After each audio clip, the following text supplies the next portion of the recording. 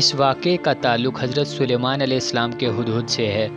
یوں تو سبھی پرندے حضرت سلیمان علیہ السلام کے مسخر اور تابع فرمان تھے، لیکن آپ کا ہدہد آپ کی فرما برداری اور خدمت گزاری میں بہت مشہور ہے۔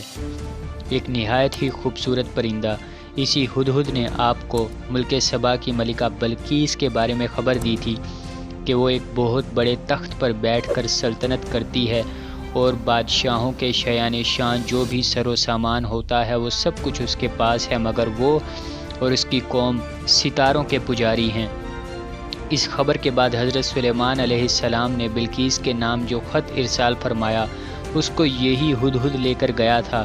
چنانچہ قرآن کریم کا ارشاد ہے کہ حضرت سلیمان علیہ السلام نے فرمایا، تم میرا یہ خط لے کر جاؤ اور ان کے پاس یہ خط ڈال کر پھر ان سے الگ ہو کر تم دیکھو کہ وہ کیا جواب دیتے ہیں۔ یہ پارہ نمبر 19 سورۃ نمل کی آیت نمبر 28 ہے۔ چنانچہ ہدہد خط لے کر گیا اور بلقیس کی گود میں اس خط کو اوپر سے گرا دیا۔ اس وقت اس نے اپنے گرد امراء اور ارکان سلطنت کا مجمع اکٹھا کیا، پھر خط کو پڑھ کر لرزہ بر اندام ہو گئی اور اپنے اراکین سے یہ کہا کہ ترجمہ کنز الایمان، اے سردارو، بے شک میری طرف ایک عزت والا خط ڈالا گیا، بے شک وہ سلیمان کی طرف سے ہے اور بے شک وہ اللہ کے نام سے ہے جو نہایت مہربان رحم والا ہے۔ یہ کہ مجھ پر بلندی نہ چاہو اور گردن رکھتے میرے حضور حاضر ہو۔ یہ پارہ نمبر 19 سورۃ نمل کی آیت نمبر 29 تا 31 ہے۔ خط سنا کر بلقیس نے اپنے سلطنت کے امیروں اور وزیروں سے مشورہ کیا تو ان لوگوں نے اپنی جنگی مہارت کا اعلان و اظہار کر کے حضرت سلیمان علیہ السلام سے جنگ کا ارادہ ظاہر کیا۔ اس وقت عقل مند بلقیس نے اپنے امیروں اور وزیروں کو سمجھایا کہ جنگ مناسب نہیں ہے، کیونکہ اس سے شہر ویران اور شہر کے عزت دار باشندے ذلیل و خوار ہو جائیں گے۔ اس لیے میں یہ مناسب خیال کرتی ہوں کہ کچھ ہدایہ و تحائف ان کے پاس بھیج دوں۔ اس سے امتحان ہو جائے گا کہ حضرت سلیمان علیہ السلام صرف بادشاہ ہیں یا اللہ عز و جل کے نبی بھی ہیں۔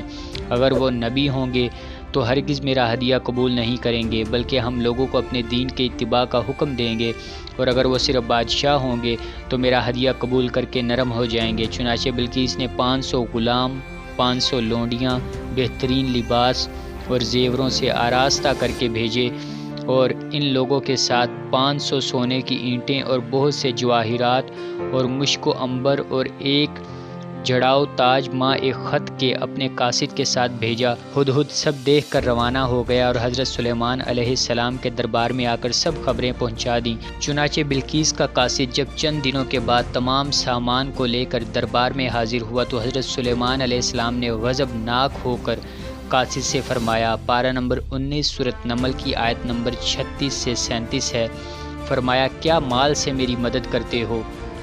تو جو مجھے اللہ نے دیا وہ بہتر ہے اس سے جو تمہیں دیا، بلکہ تم ہی اپنے تحفہ پر خوش ہوتے ہو۔ پلٹ جا ان کی طرف تو ضرور ہم ان پر وہ لشکر لائیں گے جن کی انہیں طاقت نہ ہوگی، اور ضرور ہم ان کو اس شہر سے ذلیل کر کے نکال دیں گے، یوں کہ وہ پست ہوں گے۔